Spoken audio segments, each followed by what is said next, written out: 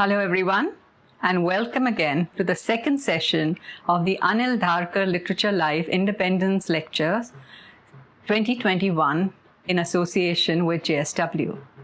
For those of you who missed yesterday's series with Dr. Mashelkar and Dr. Jahanvi Palke, you can catch it on our YouTube channels. This is a very special edition, our 8th edition, which we call the Anil Dharker Literature Live Independence Lectures. This is in memory of the man who started it all and left behind such a rich legacy for us to take on. Like last year, this year too will be a set of conversations, and this is due to the pandemic conditions. A very special thanks goes out to Sangeeta Jindal, chairperson of the JSW Foundation. Her unstinting support to the lectures has made it that much the stronger. So thank you, Sangeeta. And to all of you who've joined us, thank you and have a very special evening.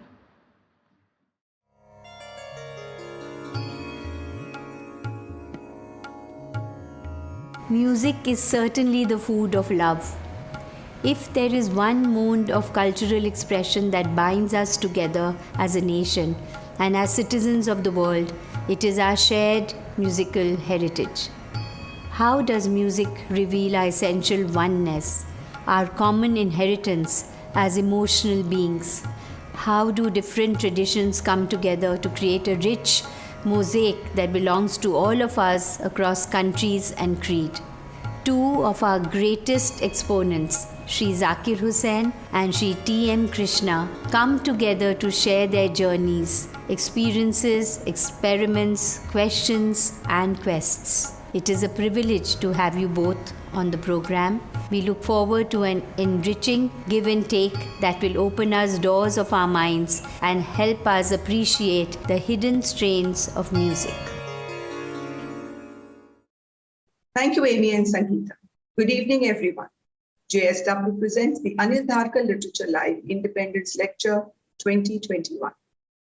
The concluding session of the two-part series of Independence Lectures is titled The Unifying Force of Music in India and the World.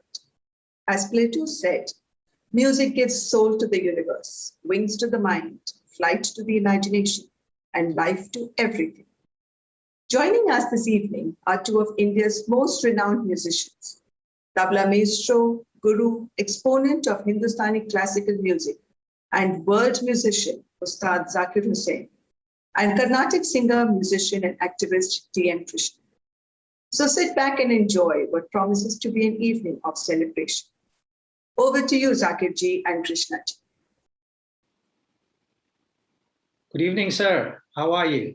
Good evening, Zakir bhai. How are you? It's really unfortunate that the first time we are meeting is virtual. Yes, but I mean, it's like it's a home setting. That's so true. So I consider myself invited into your living room.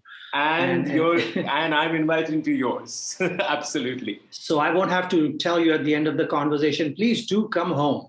Yes. You're already here. The convenience of Zoom. Yes, convenience of Zoom. Thanks to Zoom. And yes. Well, I have for so many years been following your career, listening to your music, read parts of your books, and seen all the fabulous performances that you've done on YouTube. These days, everything is available on YouTube, with or without your permission. It doesn't matter. And of course, everything else that has gone down. Whatever run-ins and the fun part of life. Absolutely.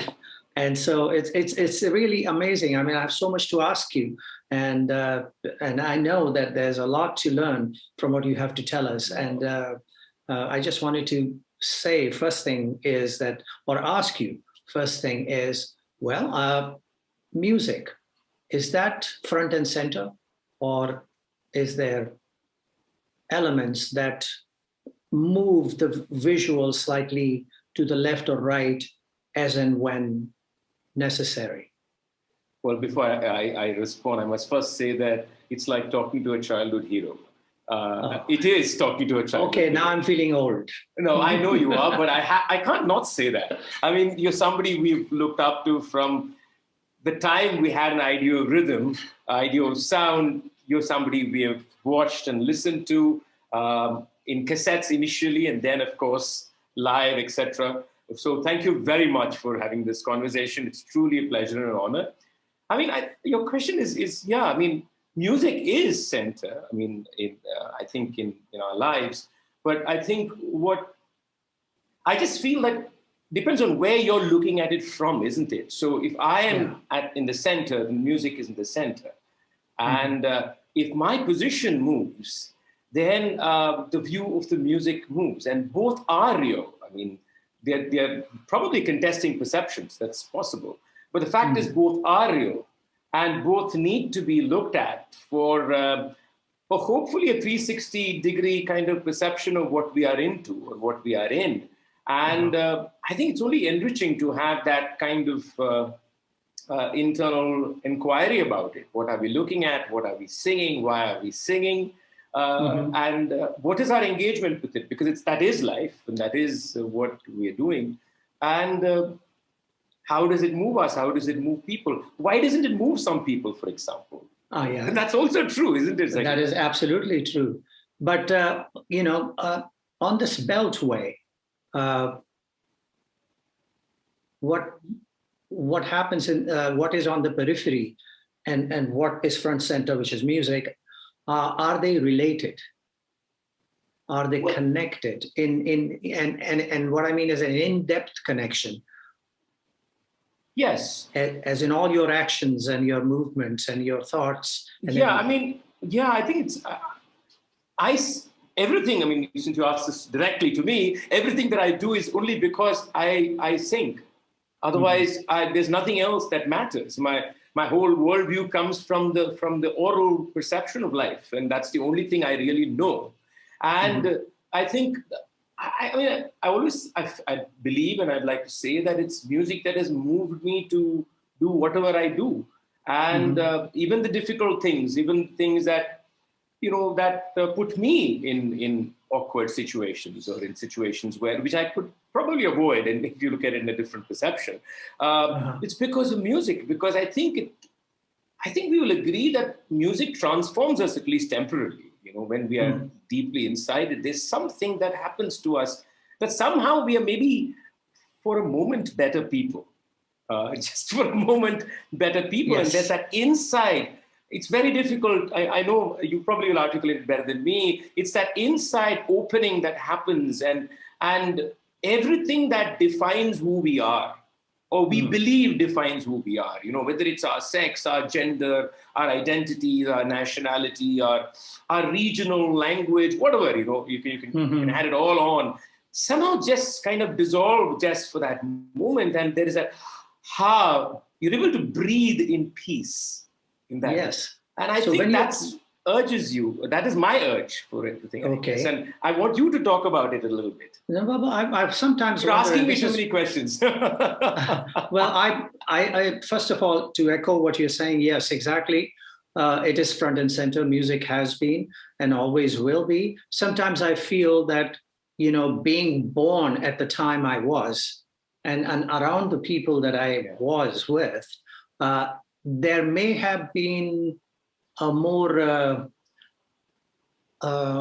passive approach built inside of me that did not allow me to be able to really fully experience the multi-layered or multi-dimensional element of the art form and how it relates to everything else around me. Because everything else around me was, everything, fine. Yeah, and yes, you say this, okay, thank you very much. But in the meantime, why was the question inside my head, but it never really came out and questioned me. Why is it that I'm letting it happen? So, and that's one thing that I always considered was a loss for me. in these later years in my life, there is a conscious effort for me to be able to, put closure to stuff that I let go and I let it pass, and I, did not respond to in a way that I should have, and all those things are there. And at the same time, I also wonder about music, and as you mentioned, it for a moment makes us better people. And that is so true, because are we better people when we are not interacting with the music? And that is something that has always been an issue for me. Wondered about the musician is great and what a saint and what etc. and etc. etc. But really, is that really so? And would that be something to face, something to understand, and something to come to terms with and grips with, and accept as not necessarily a failing in us as human beings, but musicians as human beings, but at the same time understanding that we may be of an enlightened nature when the sa is sung, or the tanpura is tuned, but otherwise we are just human beings with all fallibilities amongst us, and therefore, I mean, my father always, when I saw him, it was what he said was, okay, this is what I'm doing, but don't, if you can, avoid it. Avoid it. And he was very clear as to what his feelings were, and he did not hide it from me. It wasn't like he was away in the night and he would come home and I'd be asleep, so I wouldn't see that persona of him after, being with his buddies and fellow musicians and stuff. But he actually made me a part of it. He actually brought me along, and I actually got to see him and his colleagues in those different shades of gray. And I guess it helped me later on, now that I have analyzed it a little bit more, to understand that I cannot possibly imagine that I am an enlightened being because I play music. I play music, and for those moments, it may be possible to connect to a higher spirit and be there, but not necessarily for the rest of my life. I am just one of those, falling over my face human being. No, but what you're saying is so beautiful. I mean, truly, because you come from an era and you watched an era where these were not really conversations, I guess, right? Like you said, you immersed yourself in the culture that you were part of, in the art that you were part of, and life went along with that centrality, which was your life breath. And but what is so beautiful about what he said is to be able to recognize that. I mean, I'm truly saying this, to be able to recognize that, yes, there were many things that were happening, and that in some way you have to, you have to have a conversation with it wherever you want in your life. And that's such a beautiful thing, because I think, I include myself, many of us would rather just push that aside and, keep it somewhere locked up in an attic or in the basement. And, and like you said, the persona that is seen or that is received, and that sometimes is in fact crowned on the musician of this infallible spiritual being of a sort, because of the connection that music does. Artists can start believing it. Isn't it true? This is true. This is absolutely true. And once you start believing it, there is no getting away from anything. So, so it's what you're saying is so beautiful. I wish all of us would do that. So that's what I want to say. It's like hard to get out of that trap. But yes, one thing that my father always told me, which I share with all the people that I share music with or guide, because I don't have what you call an official student. I don't. I just have young tabla players who I mentor, and that's it. So, and I always tell them that, my father told me every time that we sat down and talked about music or played music, son, just try to be a good student. Don't try to be a master. Beautiful. And you'll get by just fine. And that happens to be the truth. Life is a learning experience from the day you're born until the day you you put to sleep. Yeah. And so to consider that as a process that then puts you firmly in a designated spot called student. Correct. And that's applicable for music and beyond, isn't it? So, music and beyond, especially. Yeah. And I think that has helped me in many ways to be able to sidestep the trap a few times. I mean, yes, we do all have egos. We all need to have it polished every once in a blue. Yes. I mean, and you have to have a little bit of an ego to, put yourself on that stage and subject yourself to actually bearing your heart in front of everybody. I mean, and looking at them and projecting from your face that I know exactly what I'm doing. Yes. I got this. I have it covered. Yeah, I know. And the beautiful aspect of that is those moments when, we would like to believe we are better people, or goodness somehow embodies what is happening, are actually moments when we are not completely in control of what is going on, isn't it? Yeah, absolutely. We are. In fact, most of the time, we are not in control of what's going on. Exactly. So that's the whole thing about you wanting to be in control, or being the commander in chief and pass on that message to the audience. And then the inverse is actually the reality of the flowering of the art, is when you are not in control and you're just a participant in the experience in some way. Yeah, and there are butterflies in your stomach, but you're not showing it. Yeah, absolutely. It's so true that happens. But there is an incredible power and strength in the music itself. Yeah, and that in some ways is like. I don't know, like an Indra's flying chariot that puts you in and takes you and moves you forward, and that power in the music for a moment, if it manifests, and it will on stage for a moment or two. We are all entertainers. Yes.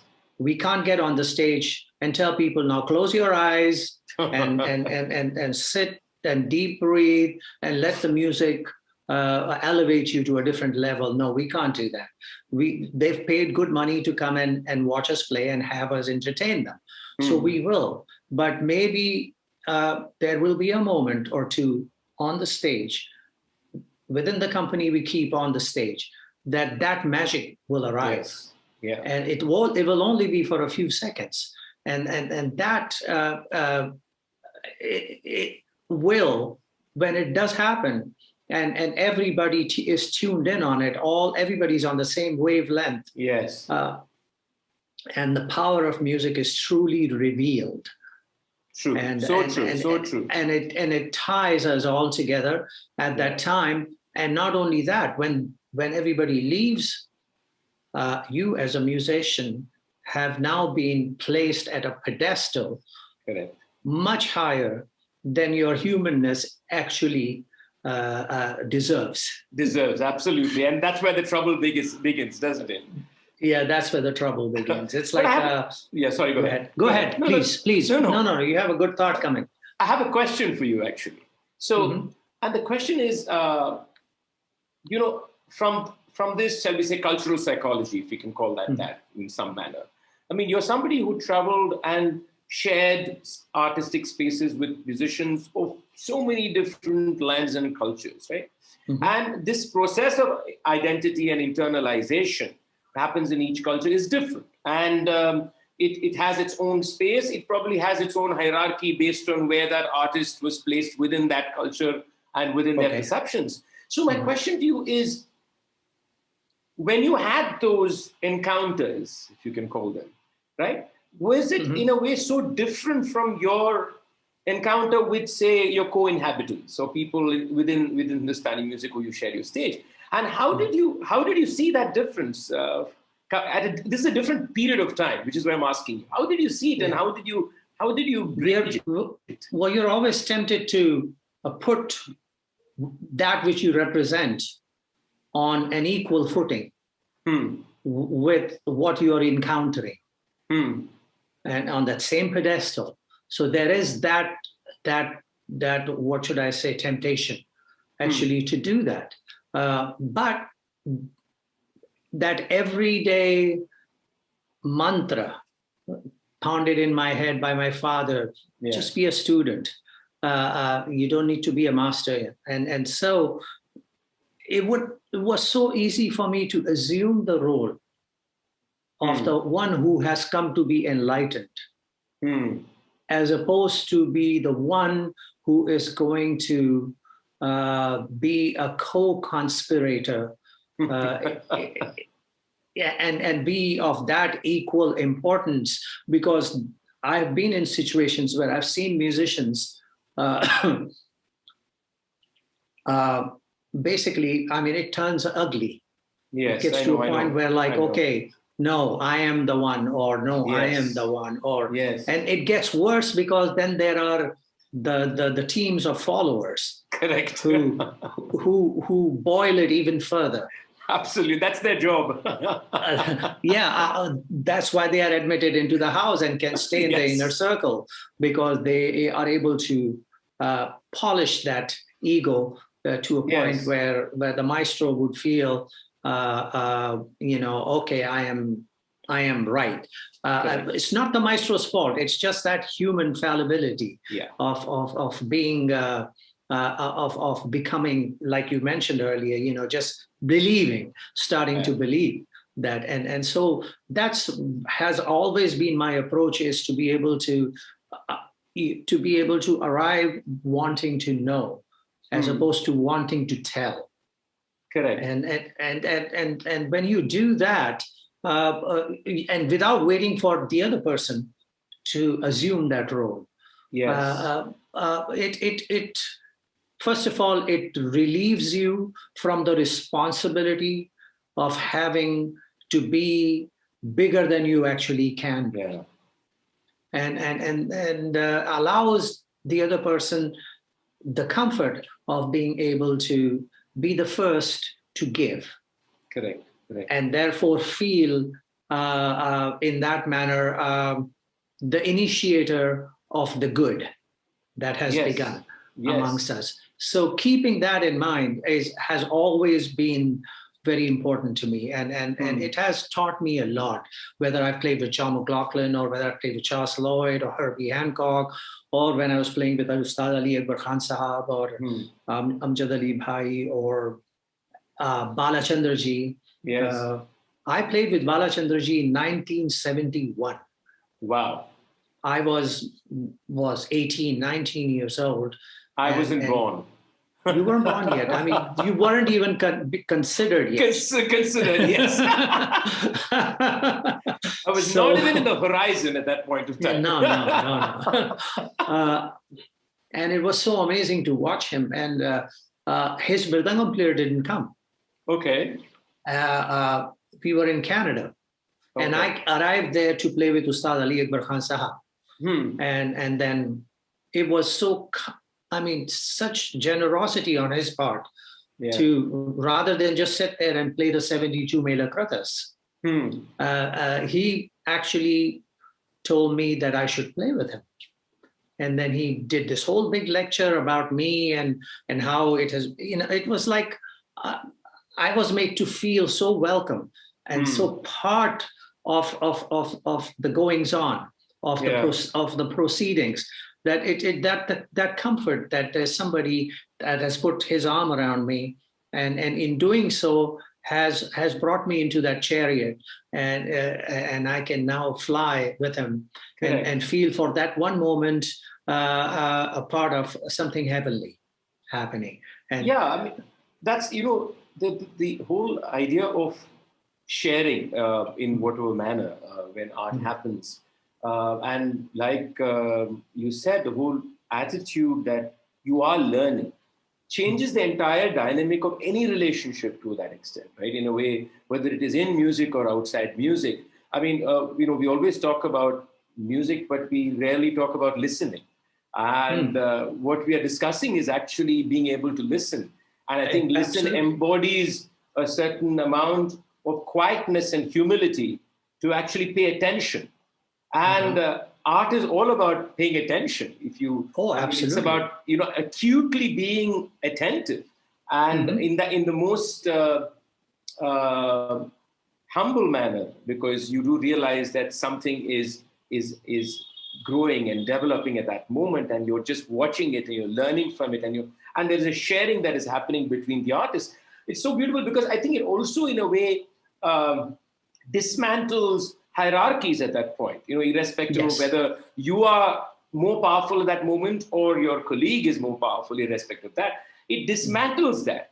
And you're actually able to have that connection and able to grow. It's so beautiful because most of the times, because of who we are as human beings, that's very difficult to happen. It is true. And the audience may not realize it. It's possible people watching it may not even know.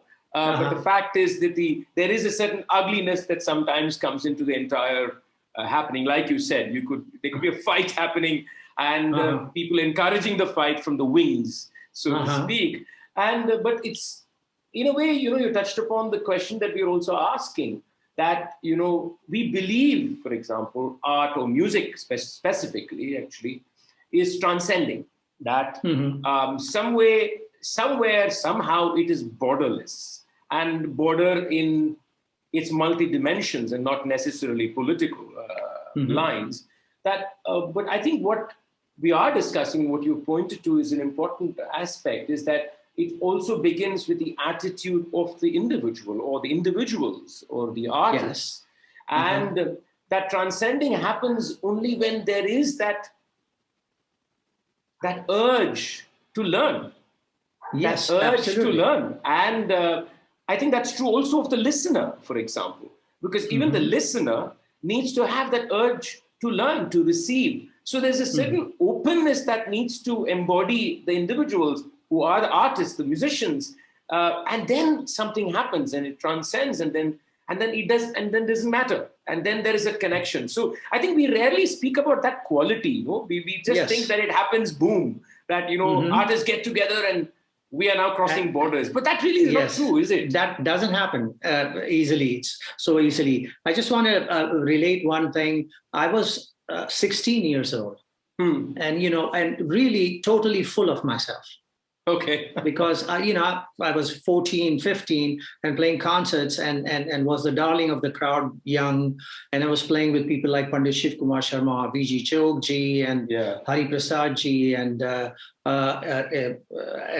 quite a few like Birju Maharaj ji and all those guys when I was 14 or 15 years old. So I was totally full of myself because I was being applauded and all that. So okay, I'm doing great, I'm doing right, I'm doing this. And for that moment, what my father had been putting that mantra in my head was like put aside for a while. Like I said, once in a while, I'm able to avoid the trap. This time I wasn't able to avoid the trap. So I was asked to do 4 concerts with Pandit Ravi Shankar ji. I was 16.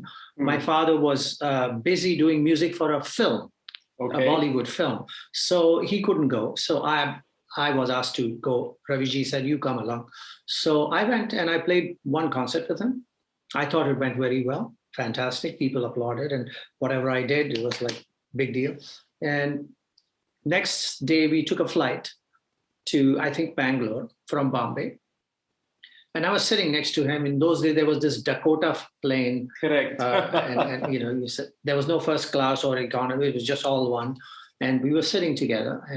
And I was waiting for him to say, oh, this was great. Yesterday was good. You did fine. Nothing came. And I was just like, what happened here? And then next day after that, we played in Bangalore. And I thought it went very well. Chaudhaya Hall was packed and we had a great concert. And then next day we flew from Bangalore to Cochin. It was Cochin then days. And nothing, no word from him, nothing. And I'm like getting very agitated and very like, I can't hold myself back. You're and looking for affirmation. I'm looking for, all that, because I thought it all went so well. Yeah. And so I built up my courage and I say, Uncle, I called him Uncle. Concert was good yesterday, wasn't it? It kind of like casual. And he looked at me and said, yeah, it was okay. And then he went back to his readings. And then he saw me that I was a little, not too comfortable. So then he put his book down and he looked at me and said, Zakir, do you remember the kurta I was wearing, which color it was? And I didn't. He said, do you remember the composition that I played in Teen Tal, 16 beats? I didn't. But I remembered everything that I had done. You played, yeah. I remembered everything that I had played and all the applause that came with it and stuff. Correct. I had it. And so then he looked at me and said, Zakir, age aside, I'm older and you're younger, but we are having a conversation on stage together. Shouldn't you be looking at me and interacting with me as opposed to sitting and facing the audience and pointing to 3 or 4 of those people who are like connected with you and then you just play for them? And I said, he's right. I mean, I couldn't think of anything that he had done. And I suddenly realized that I wasn't paying attention, that I wasn't listening. And that had a lot to do that I wasn't watching him and looking at him. There was no eye contact. So he said to me, why don't you, in this concert at Kochi tonight, sit at an angle and watch me? And let's see what happens. So I did that. And I tell you, the whole perspective of how the music was arrived at and that conversation, it just changed. It's so changed. And it reminded me of another story that I had read in a book. This young actor in Hollywood had just had a release of a film. And the tradition was that the big studio houses, the big kahuna would have a party and play the movie for the invitees. So that happened. And then all the actors and senior people were congratulating this young man. Oh, you did well and all that. But there was one guy who was sitting in the corner, didn't say anything, didn't even look at him. So the young man went up to him and said, Mr. Chaplin, did you enjoy the film? And Mr. Chaplin, who was from a silent film era, looked up at him and said, young man, don't just wait there to say your lines. Learn to listen. Beautiful. It was an immediate, if you're listening, the way you will speak your line back will be way different than what you've already planned to speak it as, because you must react. You must react to what's coming at you. So so that happened, and I learned a big lesson there from Ravi Shankar ji, and I have thank him every day because that changed the way I play and I look at music and I look at working with people. I have strayed a lot, but from what we were talking about. But no, it's simple. No, you haven't actually, because you pointed at something that seems you said it in passing about Raviji asking you to just turn your position, right? I mean, it's I'll tell you why it really strikes me really deeply is because about maybe 7-8 years ago, as a singer, you're so used to center stage. I mean, it's like you're in and you know how it is in Carnatic music. You're center stage. On my right is the violin, who is looking like this way at us. The mridangam is here, and Ghatam or Ganjira is seated behind, almost hidden. Right? Yeah. That's the traditional setup. And now, one question before you go any further: the mridangam plays on your left because he's left-handed. I mean, if he is left-handed, sorry, you can flip it. Sorry, you got it right. Sorry, I got the directions wrong. The violin could be either way, depending on whether the mridangam is right-handed or left-handed. But the Ghatam or Ganjira artist is usually pretty hidden. Hardly seen. That's the truth. And I think it was about 7, 8, maybe 10 years ago, just before I went to a concert, I just thought, why don't we sit differently? And I told my colleagues, can we sit differently? So I said, how? I said, let's sit like a jazz quartet. Okay. So I am not center. I'm right of center. The violin is probably left of center. And we kind of sit the C. And first of all, it was a revelation on how uncomfortable I was. Oh. I was so used to being the center person, looking at everybody, and in a way felt I was in charge. It was about a power position. And by just moving my position just a wee bit, I felt there was a loss of that control. It was revealing for me to see how much I felt I'd lost control. But then through half an hour, 40 minutes, the sharing was entirely different.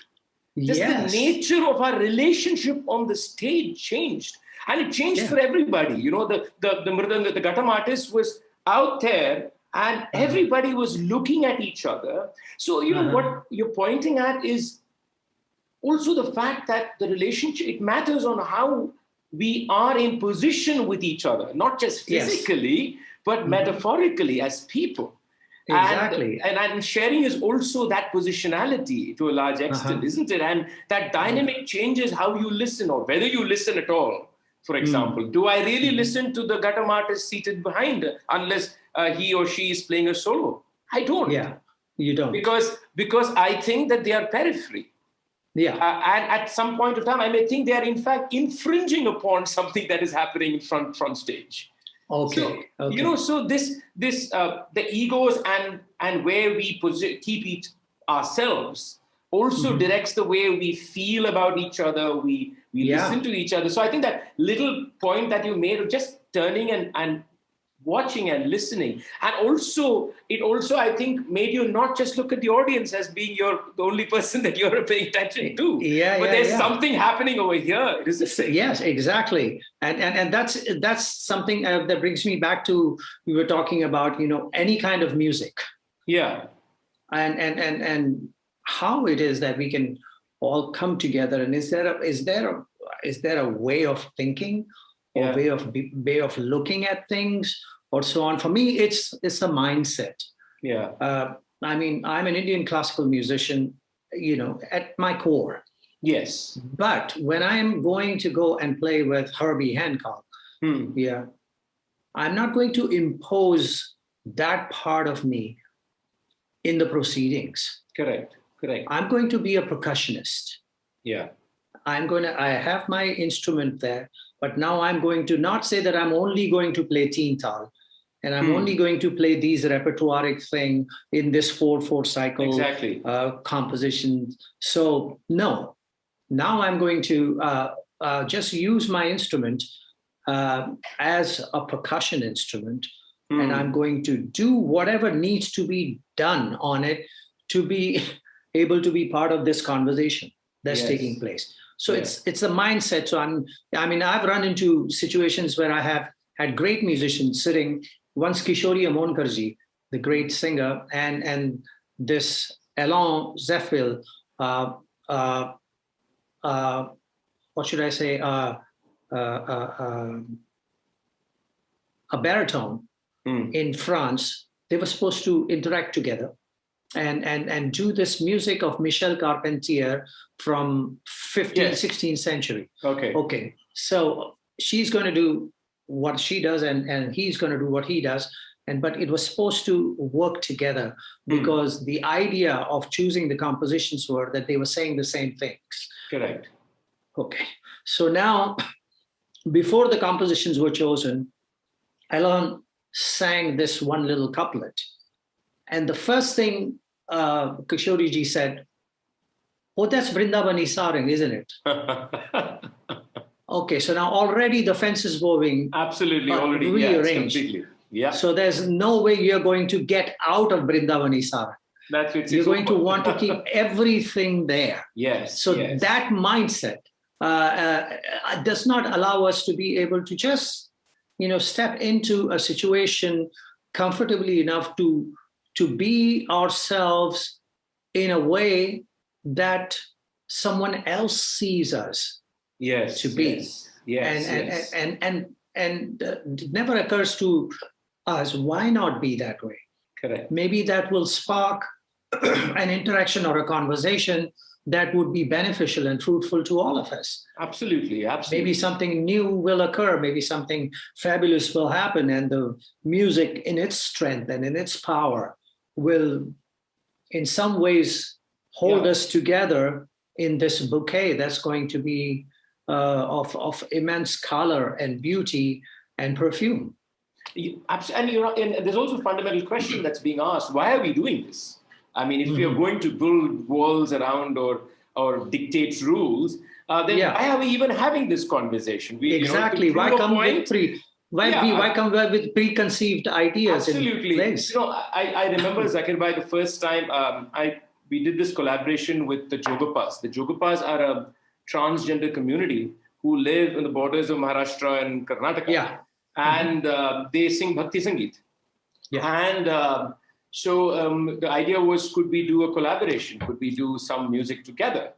Yeah. And, the first thing I learned was exactly that from them. We met, I think it was in Bangalore, we met for the first time. And you had these people who were just there to share. And you say, I didn't know much about the music that they sing. I knew vaguely. So there were some Jogapas who sang in Marathi, some of them sang in Kannada. And I'm singing, I'm going there as a Carnatic musician or whatever that's supposed to mean.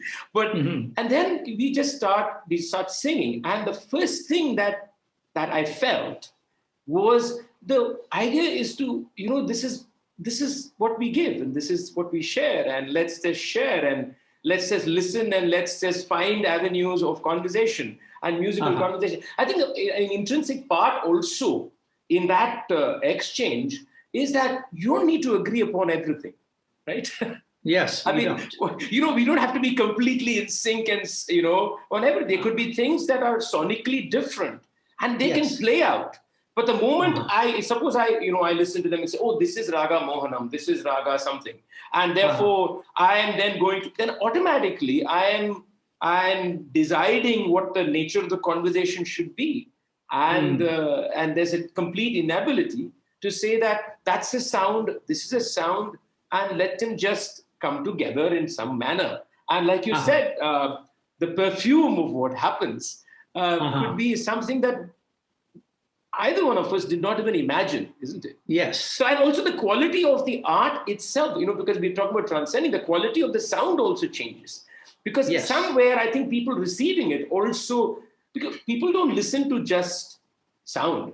It comes through an experience of emotions, an experience of so many other things, their own experiences of life too.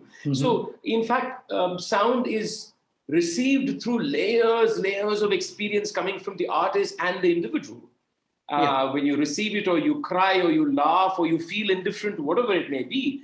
And I think, like you pointed, the attitude is also being transferred. I mean, the smile is being transferred. The laughter is being transferred. So there's a visual component. Yes, the music is coming through all that, and it's communicated through all that, and and I think that shows in what when people truly come to you and say, "I have no words today to say." I think what they really mean is they felt that deep connection that was enabled. Isn't it true?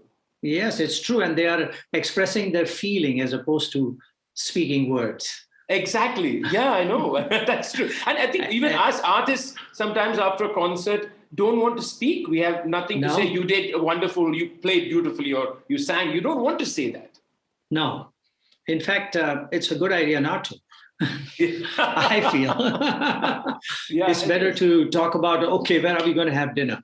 Yes, that's true. Just break it and move ahead. That's so true. That's so true. Yeah, it's important to keep those special moments very special for those times, and you come back to it because you can never repeat it. Yeah. It will never be. It can never happen that way again.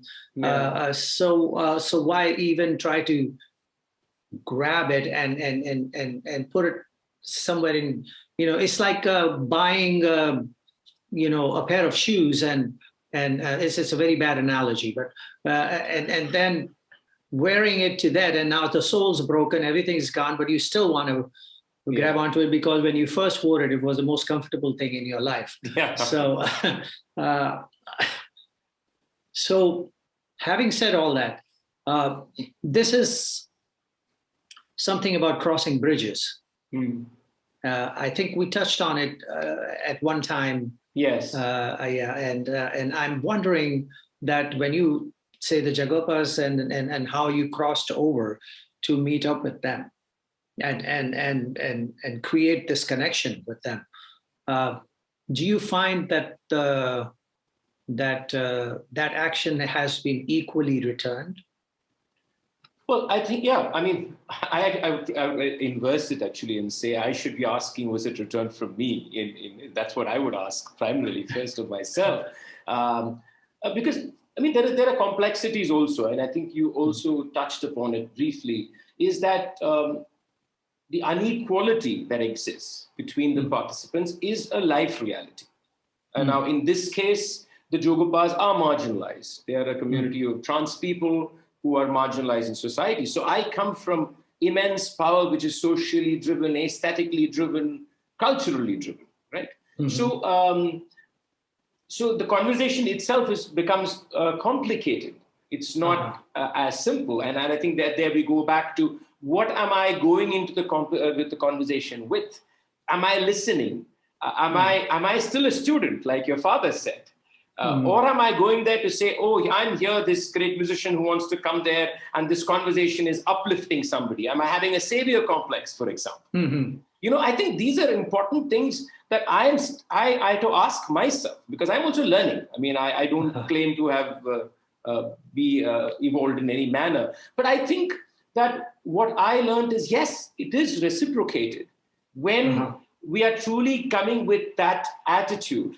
That also, it shows in the way you sing or in the way you play. It shows in the sound that comes out of the tabla. It shows in the articulation in my voice, because my attitude is in my tonality. It is there in the tonality. And I think that is sensed. And I would like to believe, and actually this is a question they should be answering, but I'd like to believe that we began a conversation and we continue a conversation that is, that glimpses upon equality, if I can even say that glimpses upon it.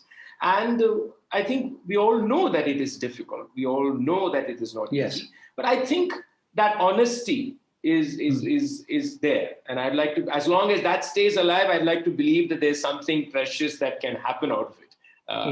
And when that's lost, and then, and of course we are performing to an audience, there is that, they are getting entertained. Nobody's denying that reality also.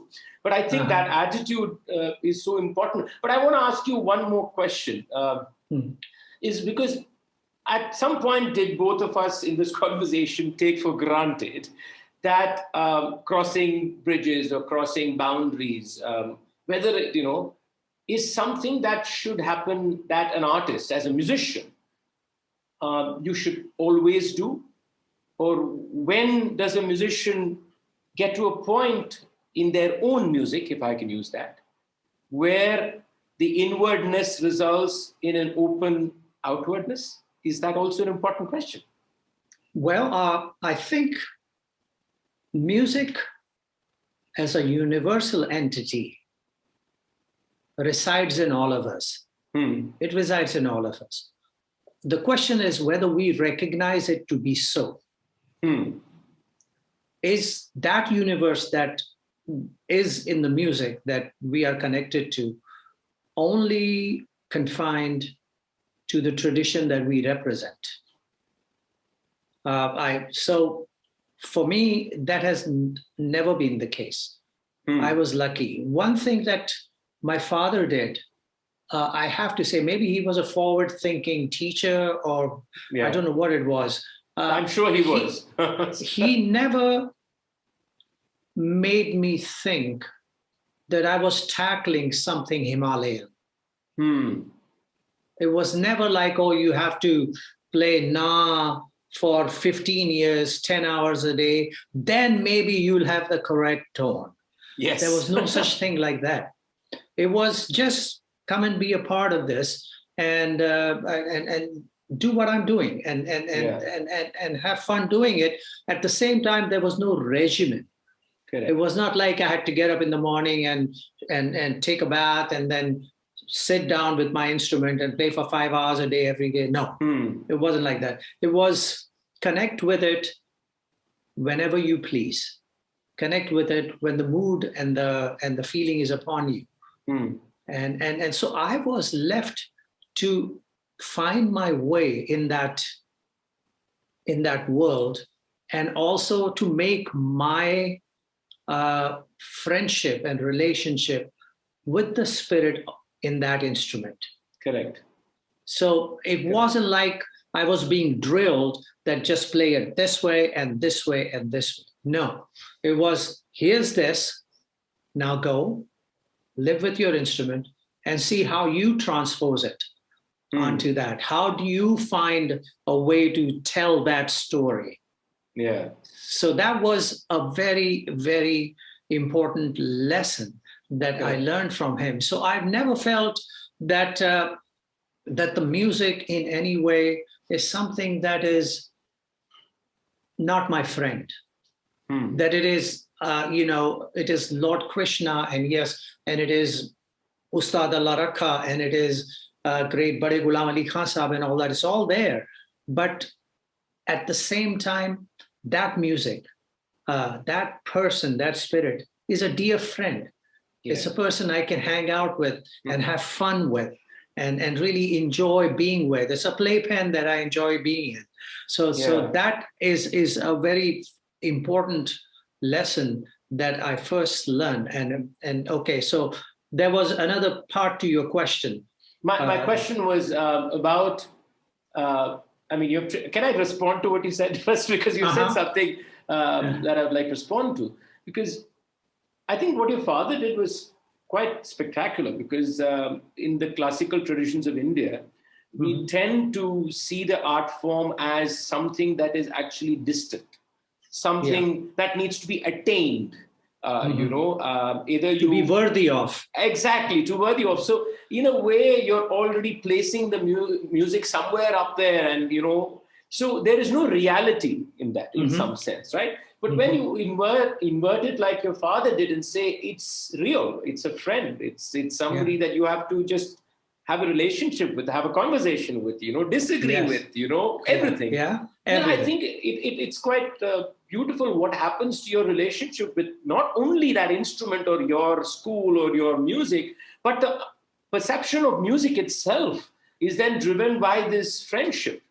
Yes. And then automatically, in some manner, it is not limited by only that music, right? No, it's not. So an opening that your father gave was not just with the tabla, but with the fact that music is something that you are with and you can be with, which means you can be with any music, with any person, with any sound. Yeah. I think that's a very important lesson. And see that strain of happiness and fun and joy in it. Yeah. Because that's what it's supposed to be. If you're not enjoying it, why are you doing it? Exactly, and also, and when you share the stage, the other person also needs to enjoy it. So in the stage is a place of vulnerability, fearlessness, and compassion. And if there is not a combination of all these qualities, then there is no sharing really that is happening. My question, I'm going to try and end with that. My question to you, which this latter part, was, is there, once this is instilled, shall we say, in a student of music, a perpetual student of music, then I the way you answered it, so just correct me if I'm wrong, is that then the time to, shall we say, widen your stage of music or your sharing with various cultures, that automatically unfolds, right? You don't choose it. It automatically unfolds. Right? You don't say, now I'm going to have collaboration with X. No, it doesn't have to be that way. It is a natural flow. And it has a lot to do with who you are interacting with. Yeah. It's like, if I'm going to play with you, I have to get to know you. Yeah. I have to know what you like, what you eat, what you drink, your family, your kids, everything, Yeah. and get to understand you as a complete package. Then I'm able to interact with you, because then that emotional element that is between all of us, and how that actually is one layer of the conversation of music. Then it becomes an intimacy to be enjoyed, to be loved, to have, to be elated with, and fly with to a different level of awareness. And so that, of course, is a very important thing. And then, because of this kind of openness, for me to be able to just enjoy my music and have fun with it, and in the environment that I grew up, watching my father recording film music, recording with Buddy Rich, a great jazz drummer, or Yusef Lateef, the great jazz flautist, and so on, and as well, and working with Lata ji or Asha ji or Rafi Saab, and all that. So it was not just na din din na din din all the time. It was adha, and it was bongos and congos and drums and everything. So it was, and he allowed me to experience all of that, and then I would come home and then transpose all of that onto and talk with my friend the tabla about it, and say it, and so that development allowed me to be able to approach the music in a much more universal manner than just thinking that the universe was Indian classical music. Exactly. I think that's so true. That having that ability to expose yourself and to receive, and I think when it's done young, it's done without even consciousness, right? When you get older, then you are already judging, perceiving, and you have an inability to be that receiver. I think, but whether it is any kind of sounds within India or across the globe or across cultures, I think what this conversation has hinted upon is that music does transcend, music can transcend, music will transcend, but I guess musicians need to first transcend. Would that be a good way to end? Yeah, that is a very good way to end. Okay. Thank you so much, Zakir Bhai. I can't tell you what an honor this has been, honestly. It is a great lesson learned today. Thank you very much. And I think Reena ji might have something to add. Okay. It's great to see you, Reena ji. Thank you so much, Zakir Bhai. This was a riveting conversation. I think not only just the creation of music, the whole process of receiving and listening is so instrumental in our own growth and in unifying us with our own selves, and therefore emanating it out to the world. Thank you so much. And for me, your stage came alive. I could just visualize all of you there, interacting, producing, creating, and sending out vibes in order to really bring all of us together. Thank you so much for your music, both Zakir Bhai. Thank you for giving me the opportunity to finally meet with her. I was just going to say thank you. He always beats me to it. So. So we have a few questions for the both of you, if I may start shooting them off. Go ahead. So we have one, either of you could, decide to take this on. This is from Medha Rajadhyaksha. She's a student of music herself, she says. Do you think Hindustani and Carnatic musicians know enough about each other's music? Some observers feel that most of the fusion on offer today are gimmicky and not the result of thoughtful collaboration or the immersion of two sides in each other's genres. Your thoughts? Zakir Bhai, you go. No, you go first. No, you go. Uttam Gana, Madham Bajana. No, I'd love to hear your thoughts, and I'll expand on it if need be. No, I wanted to listen to what Zakir Bhai said. I mean, we're making a blanket statement, so we need to be a little careful about generalizing the point.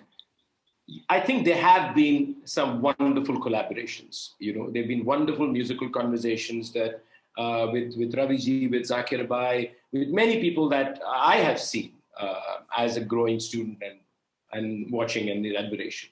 But it's also true, there is some truth to what was said, that exceptions kept aside of musicians, I think the amount of involvement that each of these forms have with the other is limited to a large extent. Now, if I put it very simply, from the Carnatic ear, if I was going to speak from the Carnatic ear, the Carnatic ear has limited perceptions of the idea of what a raga is in the Hindustani world or in the Khayal world. Okay. And it is limited by a certain preconceived notion of the raga that comes from the system, right? And if you look at, for example, most collaborations go back to the same ragas that have been sung together for the last 50 years. That automatically says something that we are not building connections that are deeper, when there is a possibility for deeper connections. Yes. I think that is true. And it's also true of rhythm, for example. I think that most Carnatic Mridangam artists do not understand the layakari of the system of tabla, right? Or from the other region also, I mean, Zakir Bhai is better to speak from the other side, but I know that the perception of Mridangam being about mathematical calculations, or being about arithmetic progressions, or being about, as we would say in Tamil, kanakku, or just arithmetic, is also a false notion, right? And to some extent, I think both parties are to take responsibility for this limited idea, you know? So I think there is truth to it. There is truth to it, but there are also exceptions, and maybe we can learn from those exceptions, is what I would say. Because I want to now point to actually Zakir Bhai, because I have seen Zakir Bhai play and in collaborations, and you actually see the connections that are possible beyond these limited perceptions. Just in terms of ideas of seven, how does one conceive, for example, of idea seven? I remember, I think in the academy when he played Mishra, I don't know whether you remember it. I think it was T.K. Murthy sir's 80th birthday or something. I don't remember. I was there, and I remember what he did with seven. Now, that was not part of a Carnatic system or tabla playing. It was not part of that. It was a conceptual idea that was being shared. To get there, you must be willing to immerse yourself in what you initially think of the other.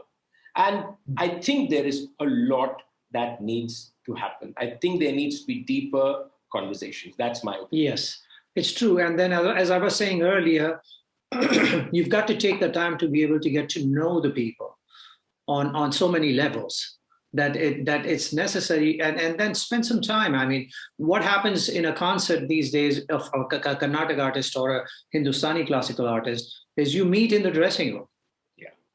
And then you say, okay, what are we going to do? Okay, we all know Mohanam, so we're going to do that. You know, exactly, it's fine. We know Hansadwani, so then we'll just do that. So then every time these interactions happen, you hear these 3 or 4 ragas, as Krishna Bhaiya pointed out. So time hasn't been given, or time hasn't been spent to do this. And at the same time, there's nothing holding a musician from Hindustani music and from Carnatic music to just call each other, to speak on the phone. Yes. And in this day and age, FaceTime and discuss about one's dislikes and likes and which ragas and that ragas. And what about, Janasa Mohini, or what about some other ragas? And let's try to find a way to be able to interact in that manner. And how do you do the Badhant in this raga, and how do we do it? And is there a way to be able to, we don't spend time together. We don't make an effort to get to know each other. This is a very important element of being able to interact and go forward.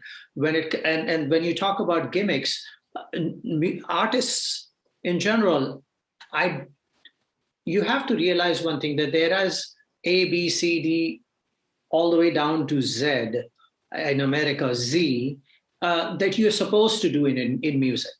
And in that, there is ragam, there is thanam, there is pallavi, there is mathematics, there is farans, there is everything.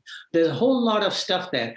All those have to be displayed in a concert.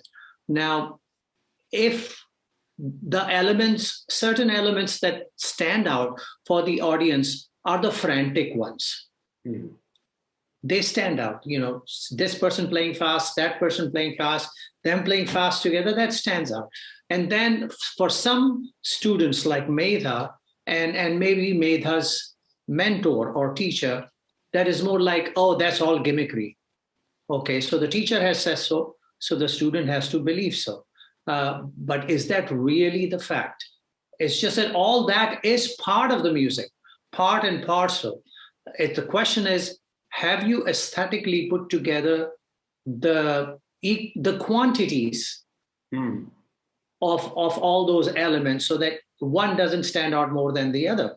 So this, keeping in mind, is very important. To blame the artist would not necessarily be all the way true. Yes, they don't take the time to be able to get to know each other better, but at the same time, they are maybe busy and they get thrown at the last minute to go play a concert. So they only have the tried and true, and they just do that. So I feel that this word gimmickry has been utilized a lot by connoisseurs, people who come from a way of life that is very important to them because they are something in that way of life. They have a status. Now, when in today's world, if it's not what they can talk about, their status has diminished. And so it's important for them to say, oh, the way we used to do it, or the way that maestro did it, and da-da-da-da, and da-da-da-dee. Music evolves, music changes, music moves, music finds different phraseology from one generation to the next generation to the next generation. And so that's one of the things that Hindustani classical music has. Be true to the tradition, we are told, but at the same time, be new every time, be fresh every time, be creative every time. There's a contradiction in here.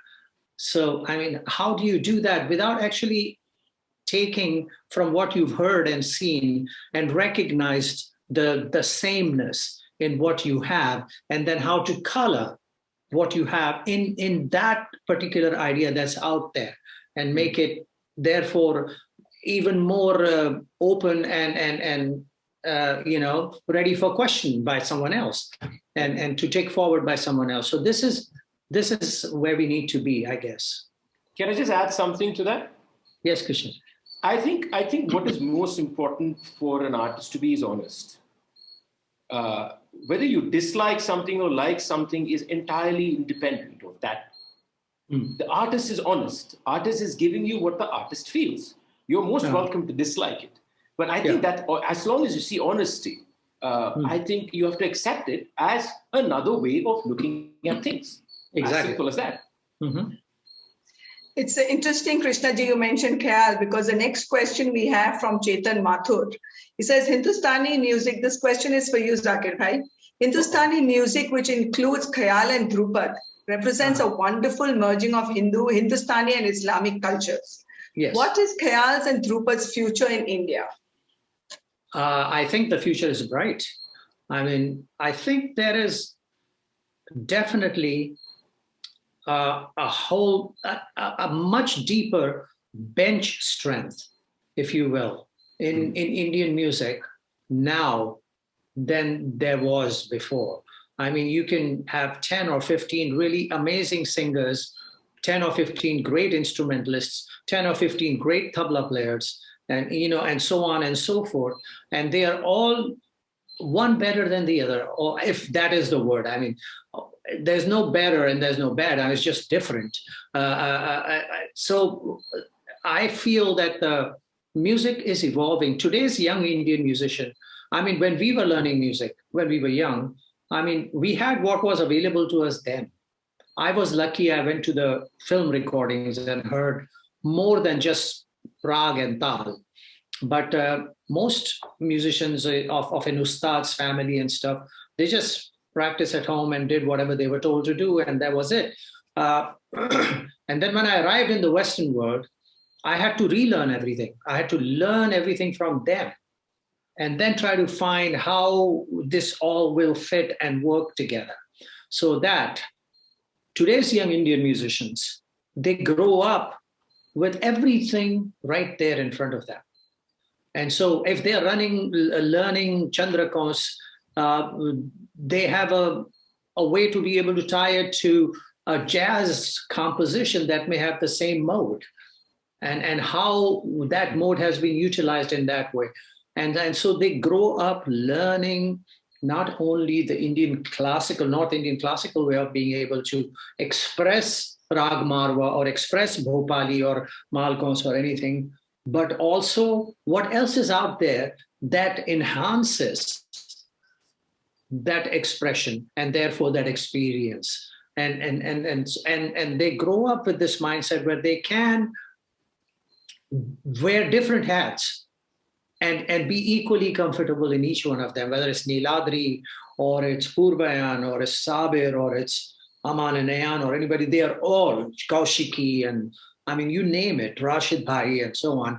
There's so many great young musicians who are equally comfortable singing a Bollywood film song or doing a bhajan record or performing some Coke unplugged pop thing.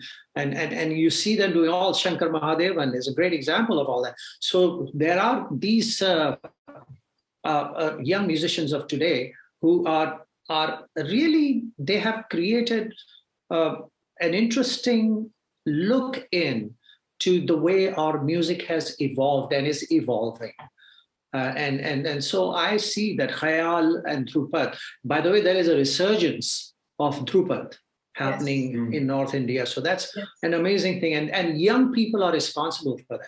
So there is an understanding. You learn, you get involved in it, you want to find out more. How do you find out more? You reach back there and you see, that's what it is. So I see a bright future for the art form. I see longevity. I see that it's not going to in any way, classical music will never go away, whether it's Western classical music or Indian classical music or anything. It will always be there because you have to know it in order to be able to be a rock star. You have to know it in order to be able to be a great film singer or a ghazal singer or whatever. You have to know it. You have to do it. So it's always there. Now, today's ghazal singer and today's pop singer and all, they are realizing that they can, in some ways, experience the art form in its traditional form and be able to actually partake. And that's a great thing, I think. That's such an elevating thought. Thank you, Zakir Bhai. And when you're talking about futures, there's a question from Balakrishnan for Krishnaji. Would you agree that throughout the history, Hindustani and Carnatic music have been patronized mainly by the elite? What needs to be done to widen the audience of these genres? Well, any art form that uses the tag classical, that's a tag I prefer not to use, very honestly speaking. I prefer just call the art form by the name that it embodies. That's it. Because classical comes with either a feeling of superiority or a feeling of intimidation, depending on who you are and where you belong. But any of these art forms that we tag as classical, and I have to now, before I go, tell you one little, there was this musicologist by name Harold Powers. He lived he was in Princeton. And he was a dear friend of mine towards the end of his life. And I remember he came home for a cup of coffee one day and we were having a chat. And this many, many years ago, before I even started reading and learning about society. And I casually asked him, Harold, what's the difference between folk and classical? And he looked at me and said, very simple, an art form moves up the ladder of society. It moves from folk to classical. And, I had never heard anybody tell me that, being from the world of the classical, right? And that really opened my eyes. So it's true that these art forms have been traditionally patronized by the elite everywhere. This is not an Indian phenomenon. This is true across the globe. It's the courts, it's the rich, it is the socially privileged. These are the people who have, shall we say, patronized, participated in these art forms. And there's also no doubt that there needs to be concerted action so that these art forms move to a larger spectrum of people. Now, there's a lot that needs to be done, which means, going back to our conversation, it needs to come with the attitude change of the artists. The important thing is that why do we want to share this to a larger spectrum of people? Not because we are doing them a favor, we're doing ourselves a favor. I think that's something we should realize, They cannot come from a position of condescension that, you people don't have this great art form and presume and ignore the cultures that they have, whoever they may be. But it must say, we want you to be part of this idea of music. We want you to add dimensions to this idea of music that we haven't added.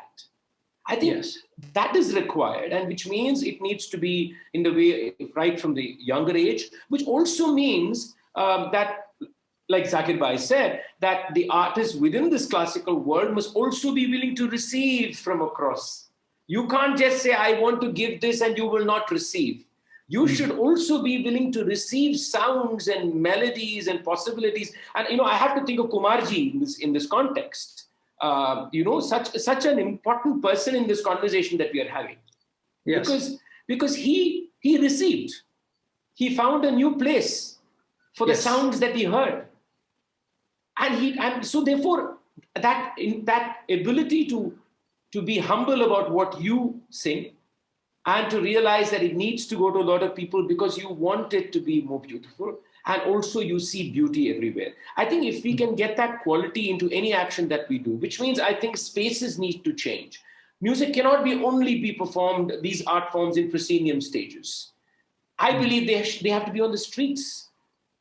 They have to rub shoulders with the sounds that we hear on the streets. They have to rub shoulders with everything else that is real. So we have to think of, I would say subverting stages, subverting the idea of space, idea of belonging, idea of ownership.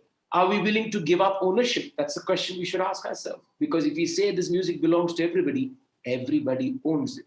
And then I think there have been exceptions of people who have also been able to do this. But I do think there needs to be some concerted action that we all put in, so that we want these art forms to truly, shall we say, breathe the space which it inhabits today, not something that exists 150 years ago or 200 years ago. Very, very, very, very thoughtful. I think we are taking away a lot of very interesting ideas from your conversation. Yes. So one last question to both of you, if you can just, in a sense, summarize what would you consider the 2 or 3 main elements of music that can be considered a unifying force at the global music, and how does Indian music contribute to this globalizing force? Zakir, I'm going to let you answer that, and we will. Oh no. Yes, no, you go. I'm not taking that. How does Indian music? What was the second part of your question? How does Indian music contribute to this globalizing force? Unifying force. Let's take it. First of all, I think we have to try and rid ourselves with the idea that we are doing fusion music, with the idea that we are globalizing something. Who are we to do that? I mean, really, it's really, this globalizing or fusion. When we had a group called Shakti with John McLaughlin in 1976, we had our first record called Shakti. Okay, so we brought the master tape to the offices of Clive Davis, the CBS honcho, the head honcho, and handed it over. And he said, oh, great, thank you very much. Okay, so the release date will be et cetera, et cetera, et cetera. Okay, what do we call this? Because it's a Shakti. No. What kind of music is this? The man asked. And John looked at me, I looked at Shankar, and we don't know what it's music. That's all it is. We never thought of we were playing Indian or jazz or whatever. We were just playing together, and this is what happened. And so here it is. It's music. Clive Davis says, but my PR team needs to know what to classify it as, because we need to put it in a particular bin in a record store. So we have to call it something. Now, in those days, there was no world music, no new age, no fusion, nothing at that time. And so we didn't know what to call it. We said, call it whatever you want to. As far as we are concerned, it's just music. So the fact is, all these labels that have arrived, they have arrived because there is somebody up there in those buildings, in offices in the penthouse corner office, who wants to label it something so that they can sell it, so that they can market it. So whether, music for all of us, all musicians, is music. And that's what it should be. So when you're talking about globalization, it already exists. I mean, you're talking about Khayal and Drupa. How did Khayal emerge? Amir Khusro took Prabandh Gayaki, Haveli Sangeet, and Sufiana Kalam, Kaul Kalbana, and somehow found a way to be able to make all that kind of work together and called it Khayal.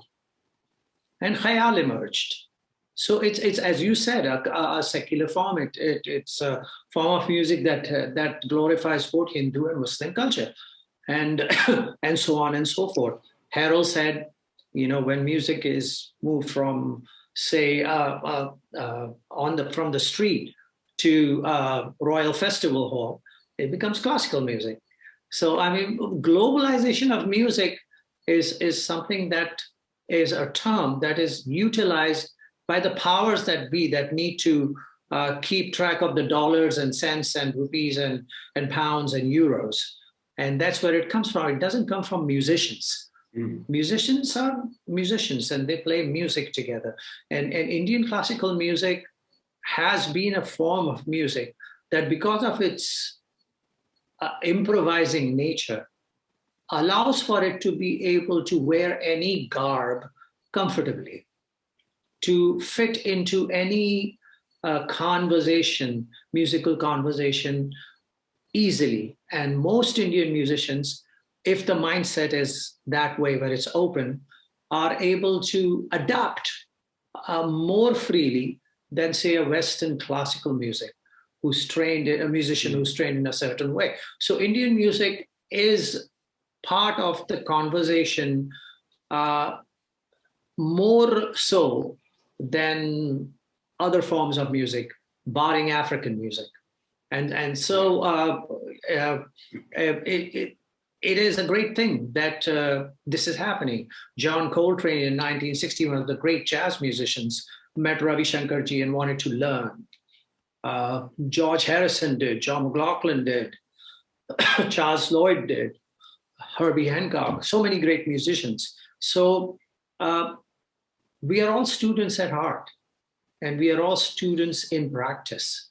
And it's our thirst to be able to speak and tell the story that we know in as many words, in as many languages as possible, so that we can expand our horizon.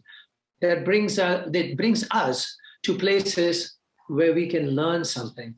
George Harrison sold millions of records. He really did to Ravi Shankarji, but he did it because he felt that he needed to expand the way he thought about music. He needed to, get his mind opened up. So he did, in spite of being such an incredible success. Student at heart, whether there's Bela Fleck or Edgar Meyer or Herbie or Miles or anybody, same thing. So musicians are students at heart, and they know music to be this language which is speakable, which it can be used to tell stories, talk, make conversations, joke, be happy with, get serious with, etc., etc., etc. Globalization, let's leave things of Caesar to Caesar or whatever is being said. On that, sorry. No, I have not much. I think I just want to say that, I completely agree with Zakir Bhai that the tags are given for various reasons. And I think all musicians should do is not believe that they are the tag.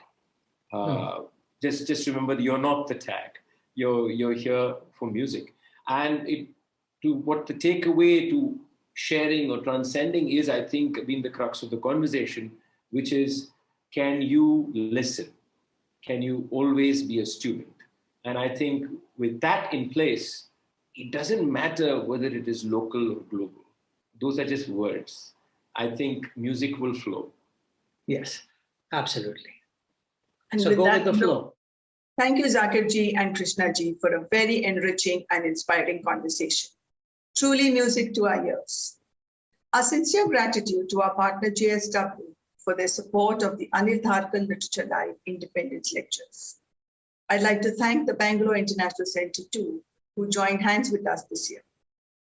Our annual Tata Literature Live, the Mumbai Lit Fest, will be held online from 18th to 21st November 2021. So do watch out for the announcements on our website and our social media platforms. Till we meet again, stay safe and a very happy Independence Day.